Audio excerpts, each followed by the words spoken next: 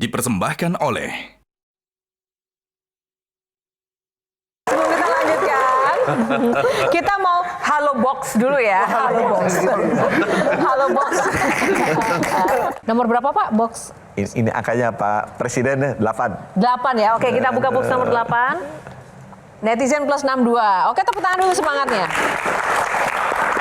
Nah, kita untuk netizen plus 62 di box ini kita akan roll dulu beberapa komentar netizen terhadap case yang satu ini. Mohon maaf nih Pak, Bapak saya kalau mau bedah jantung di Indo dulu keluarin minimal 1 miliar belum sama transfer dan perintilannya. Mana disuruh nunggu sekitar 3 bulan. Waktu di Penang habisnya nggak nyampe 200 juta. Langsung OP dan opname sekitar semingguan. Sisanya rawat jalan. Oke. Mamaku operasi mioma di Indo disuruh siapin duit mulai dari 88 sampai 150 jutaan. Operasi angkat rahim di Penang habis 60 jutaan termasuk obat, dokter, kamar suit, sama tiket PP, makan-makan transport hotel 4-day dan oleh-oleh. Di RS Indo papaku divonis gagal ginjal dan harus diangkat ginjal kirinya. Dibawa ke RS Mahkota juga, dicek ternyata cuma batu ginjal dan hanya perlu dilaser saja. Dan ini juga, Kiki Saputri nih, mertua saya didiagnosa stroke kuping karena tiba-tiba pendengarannya terganggu. Disuntik dalamnya malah makin parah pendengarannya, akhirnya ke ekspor dan diketawain sama dokternya mana ada stroke kuping. Itu cuma flu, jadinya bindeng ke telinga dan sekarang sudah sembuh. Kocak kan? Tapi ini juga jadi edukasi buat masyarakat. Kenapa? Karena masyarakat Indonesia ini juga harus dikasih edukasi tentang penyakit. Karena masyarakat Indonesia apapun penyakitnya, pasti bilang masuk angin kan?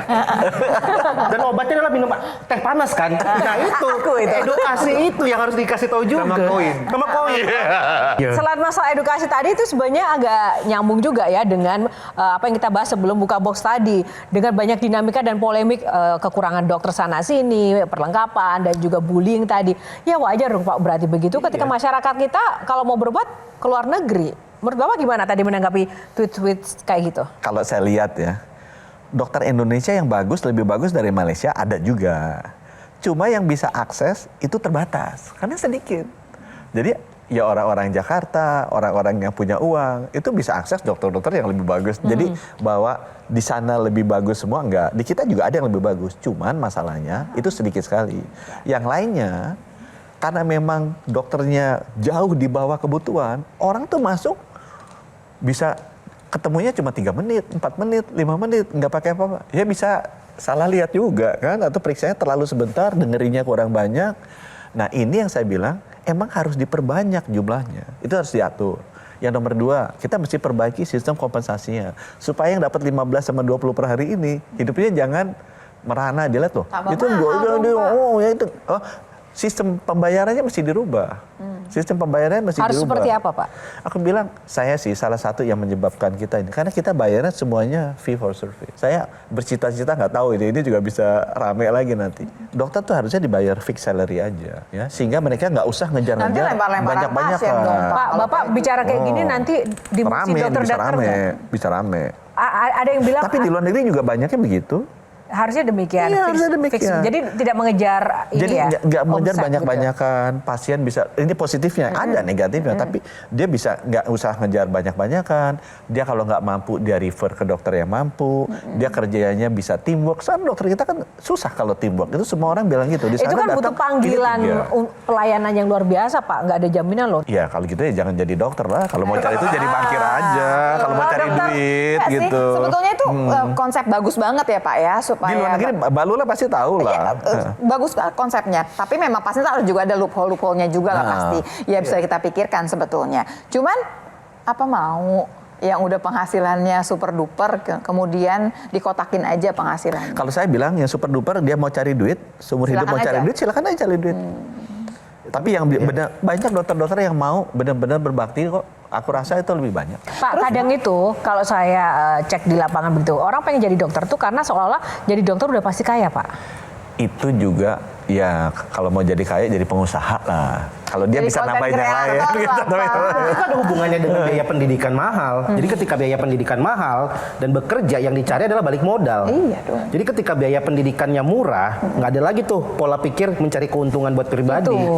Gitu. Seperti halnya biaya politik murah, tidak perlu balik modal kalau udah jadi begitu ya. Karena kasihan juga, masalahnya masyarakatnya belum tentu ngerti tentang penyakit, dokternya ada oknum yang jahat, pada akhirnya yang diuntungkan adalah perusahaan obat yang direkomendasi. Pak Budi, tolong nggak tahu, mudah-mudahan sudah pernah dengar. Kalau nggak saya ingatkan sekarang karena saya lebih tua. Jadi Baru kali ini ngaku. Intimidasi. Baru kali ini ngaku. Oh, gitu. lebih tua setahun. Lebih tua setahun. Jadi di Sunda atau di Jawa, saya kira deket pesan leluhur, hati-hati kamu dengan 3 profesi karena karmanya berat. Pendidikan, kesehatan, dan kebutuhan pokok. Orang yang bergerak di bidang ini karmanya berat, Pak.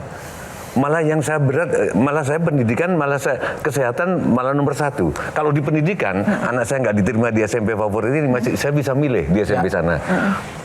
Kesehatan, Pak, begitu dikasih resep, kita harus, makanya Pak Budi sadar nggak sedang memimpin sebuah kementerian yang karmanya berat? Intimidasi banget ya Pak. Enggak, itu. Makanya saya banyak melihat dokter, kaya, tapi nggak happy. Saya bisa ngelihat, saya bisa ngerasain. Nah, gimana? Nah ya, pertama saya mesti bilang ya, satu lagi, saya kenal banyak dokter. Banyak dokter yang hatinya baik dan karmanya baik. Contoh yang di depan. Nomor 2, memang ada dokter yang memang mencari materi. Ya, di setiap profesi ada juga lah. Boleh ya, dong, yang kayak boleh gitu ya, dong. dan boleh-boleh juga Iya. lah. Nah, sekarang tinggal bagaimana kita membangun sistem agar dalam prosesnya ini masyarakat jangan dirugikan aja. Nah, itu tugasnya saya. Jadi saya bikin regulasi, bikin peraturan, bikin sistem supaya masyarakat jangan diginin kayak tadi. Ya, masyarakat bisa punya opsi. Masyarakat bisa akses informasi. Sebenarnya itu masalah akses informasi kok, Pak. Di operasi yang dilakukan di Malaysia, harga segitu di Indonesia juga ada bisa Pak, gratis kok. Saya mau nanya Bisa. aja nih Pak ya, kan bisa kalau Bapak bilang, oh ya kalau salah diagnosa karena pasiennya kebanyakan, oke. Tapi kalau harga mahal karena apa Pak? Harga mahal. Dengar kan di Malaysia harganya sama kita berapa kali lebih mahal? Jauh. Jauh. 300% sampai 500%. 3 kali, 5 kali. Saya tanya, harga mahal? Iya Pak, karena pajak. Gitu kan, pajak. Pajak berapa persen sih? Tanya tuh. Ya 20%, 25%. Gimana cara pajak 20 sampai 25 kali tambahnya bisa jadi 300 gitu kan. Emang kita 10 kali pajakin. Bandara, Pak, Nggak mungkin. bandara yang ke Penang, itu hampir satu Ya, pesawat aku orang terusin sakit dulu, semua. aku terusin dulu ya. Tapi gimana? Orang nyalain di pajak. Sesudah saya lihat, nggak mungkin pajak. Kalau pajak bedanya cuma 25%. Jadi apa yang bikin? Jadi apa masalahnya, Pak? Pungutan liar. Terlalu banyak intermediaries, bahasa keren. Ya bahasa nggak kerennya Pak yang lebih membumi biar masyarakat paham. Itu tadi banyak preman di tengah jalan Terus gitu. bisa nggak? Banyak di Budi tengah jalannya Gunadinya? orang-orang. Bisa nggak, Pak? Bisa, Pak? BGS. Kapan Pak kita bisa operasi cuma 100 juta, terus bikin apa, bikin ini cepat gitu? Bisa. Iya, iya. Gimana kapan? Gimana caranya? Kita bisa- Gimana kapan? caranya? Yang harus dilakukan sekarang, ciptakan kompetisi itu. Aduh Pak, yang konkret-konkret aja dong, Yang Pak. konkret-konkret. Kita buka rumah sakit orang Malaysia, suruh buka di sini. Halo, bisa kan? Oke. Ya, Masuk mungkin akal juga. diserang sama Itu kalau teman-temannya dia. banjir mikirnya gitu pasti. Dia diserang sama teman-temannya. Tapi kalau Iya. mau cepet, Iya. kita Udah. panggil aja. Nah berarti Dokter Lula tolong bilang ke teman-temannya dong. Jangan ya kan? dimarahin. Jangan nyerang Mau Pak bersaing Budi. apa enggak? Mau bersaing apa enggak? Iya. Kalau enggak orang pindah semua ke sana. Iya, Gitu. buka aja di sini. Dokter-dokter Indonesia. Emang di Malaysia tuh dokternya apa? Dokter Indonesia juga. Nah, karena intinya Buka gini aja Pak. sini. Ya coba sekarang kan mereka masuk nggak boleh. Mau praktek sini nggak boleh. Pak, kita kan jurnalis ya, kita juga meng-capture masalah-masalah di lapangan. Dan kami tahu Bapak juga melihat fakta-fakta di lapangan itu. Dan kami tahu ada hambatan-hambatan di situ. Di era sekarang sudah 2025 nih Pak, besok udah 2026 nih ya kan. Masa iya sih seorang Budi Gunadi Sadikin punya kuasa sebagai Menteri Kesehatan dan di backup oleh Presiden Prabowo dan semesta Presiden, masa kalah dengan mungkin mafia-mafia kesehatan atau mungkin segelintir orang yang berkuasa tadi atau mungkin kelompok-kelompok organisasi yang mungkin tidak sepakat karena mungkin punya kepentingan, saya nggak tahu. Masa nggak bisa sih Pak? Masa mereka lebih menang daripada negara? Nggak terima dong saya sebagai masyarakat Pak. Negara pasti menang. Terus Buktinya undang-undangnya udah kapan keluar. kita bisa biaya kesehatan murah, masyarakat nggak perlu mikir sakit nggak sakit mikir juga Pak. Nah, itu Emosi nih saya, mohon iya, maaf nih. kalau itu saya memang butuh waktu untuk menurunkan harga. Sekarang saya lagi konsentrasi dulu karena untuk harga turun ini ekonomi lah. Supply nggak bisa kalau demand di sini, supply di sini. Pasti harga naik. Iya. Karena dan sekarang saya mau naikin dulu secara sistematis. Ini harus naik dulu nih supply, jumlah dokternya, jumlah rumah sakitnya, jumlahnya harus naik dulu. Zet, begitu segini rata. Nah, kalau kita mau bangun sendiri, pendidikan kan lama. Makanya saya buka, loh, investor masuk. Dokter dari luar negeri kalau mau masuk. ini temporary kok. Dokter-dokter Indonesia tuh jauh lebih pintar dan dibandingin dokter-dokter luar negeri. Cuma sekarang kan jumlahnya sedikit, nggak bisa memenuhi. Sebagai Menteri Kesehatan butuh berapa periode untuk bisa melanjutkan? Saya di sini kan belum 5 tahun.